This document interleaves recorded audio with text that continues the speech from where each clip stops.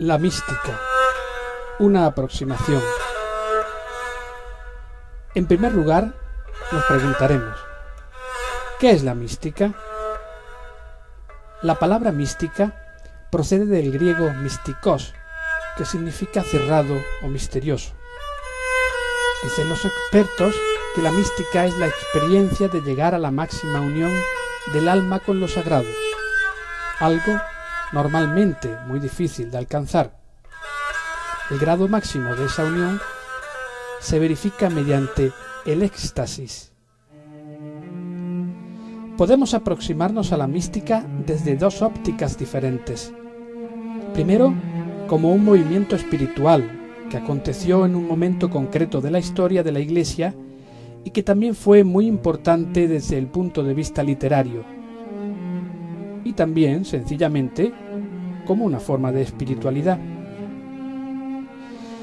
¿Dónde y cuándo surge la mística?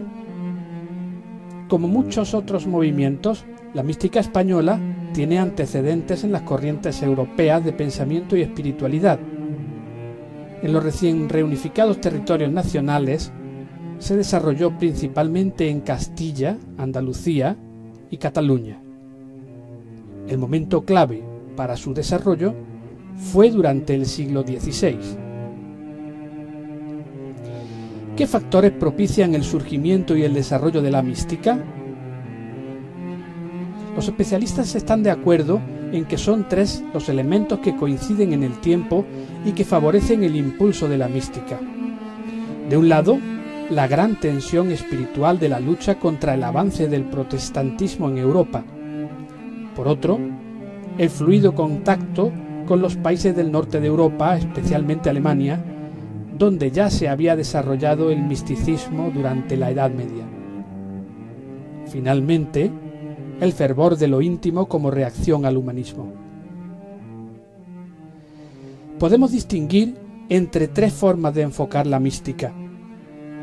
Una primera, más afectiva, seguida sobre todo por las órdenes franciscana y agustina, en la que predomina lo sentimental sobre lo intelectual. La imitación de Cristo hombre es la forma como el cristiano puede alcanzar lo divino. Otro enfoque es el escolástico, representado por dominicos y jesuitas, mucho más intelectual, que busca a Dios a través de la metafísica.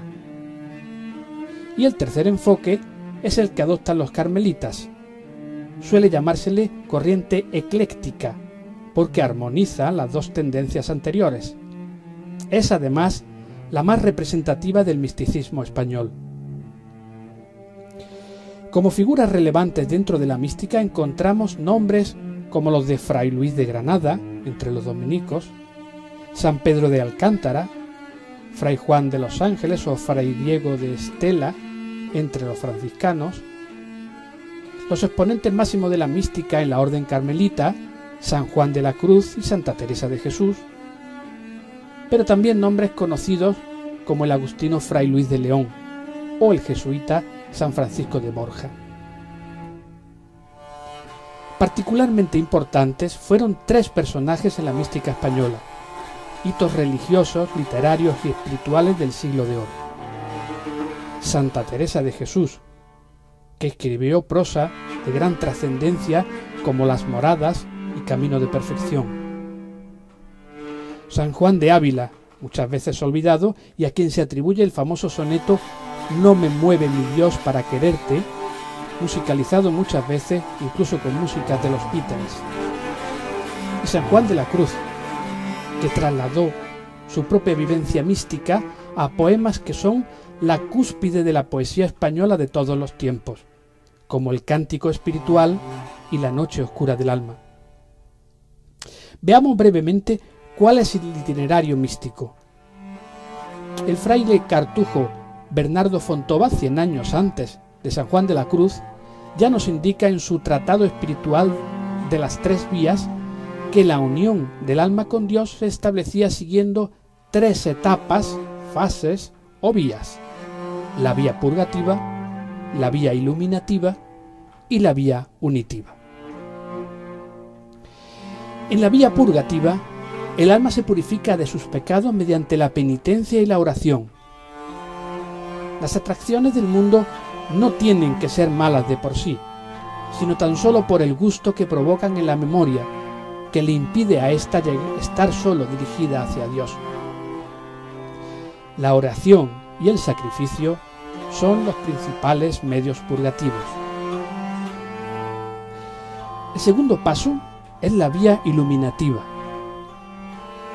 Ya limpia el alma, se somete total, única y completamente a la voluntad de Dios.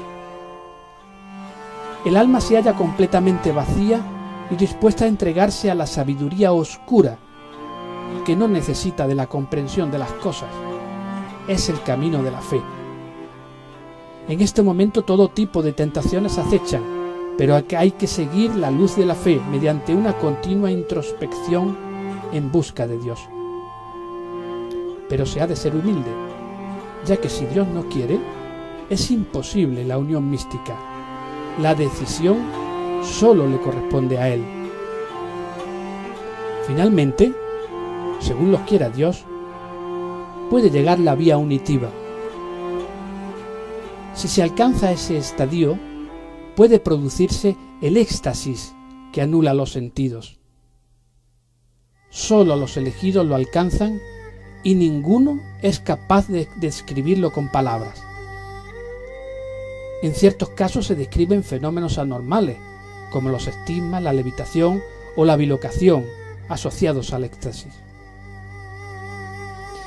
En este estado de unión íntima con Dios, los místicos lo describen de forma muy parecida a como lo haría un escritor acerca de la unión íntima entre hombre y mujer.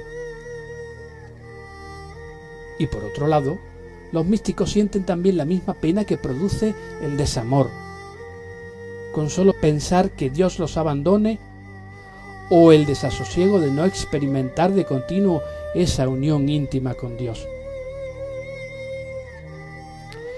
Llegados a este punto podríamos preguntarnos, ¿la mística es algo pasado ya? ¿Fue solo un movimiento histórico? Analicemos esto un minuto. El camino místico requiere de un continuo espíritu de oración.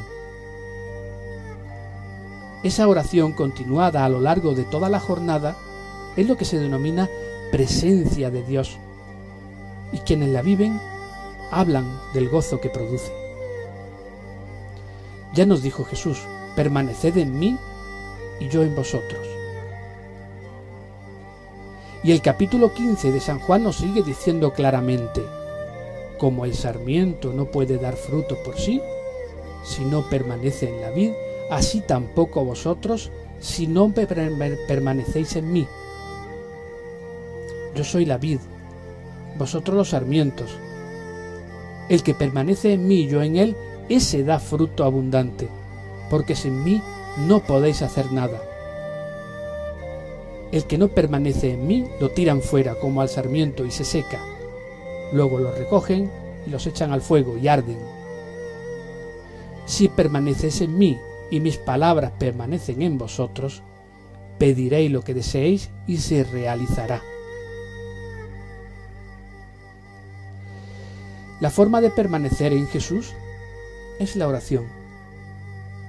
La oración abre nuestro corazón al Espíritu Santo. Al orar, dejamos que Dios actúe en nuestro entendimiento y nuestra voluntad, y así vamos moldeándonos a lo que Él tiene previsto para nosotros.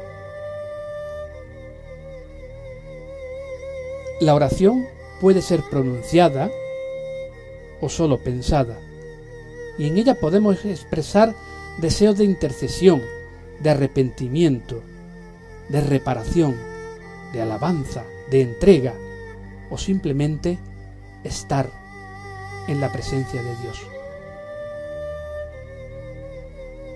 La oración contemplativa, que tanto cultivaron Santa Teresa de Jesús y San Juan de la Cruz, se basa en que somos templos del Espíritu Santo y por tanto Él habita dentro de nosotros. Estando a solas con Dios en el silencio, Dios va moldeando el alma del orante de acuerdo a su voluntad, Escribe Santa Teresa: entra porque tienes al emperador del cielo y de la tierra en tu casa. No ha menester alas para ir a buscarle, sino ponerse en soledad y mirarle dentro de sí. Llámase recogimiento porque recoge el alma todas sus potencias, voluntad, entendimiento y memoria, y se entra dentro de sí con su Dios.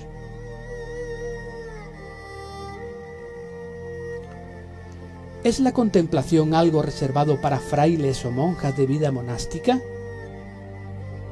En absoluto. Este tipo de oración, el más elevado, es para todo aquel que desee buscarla.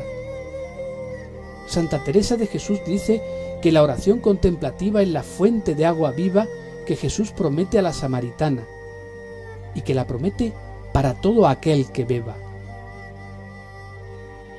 Y finalmente, ¿es algo trasnochado? Si es verdad que el fuego del Espíritu se alimenta en la oración, como quiera que seguimos necesitando ese fuego, la contemplación sigue vigente. Los mejores maestros de oración que hemos tenido han sido los místicos, que han conseguido rozar el cielo desde la tierra. Pedro, Santiago y Juan, tras la transfiguración del Señor, estaban tan a gustísimo con la experiencia que querían prolongarla construyendo una tienda. Los místicos han llegado a ese estado de casi tocar a Dios. Mucho tienen que enseñarnos y mucho nos queda por aprender.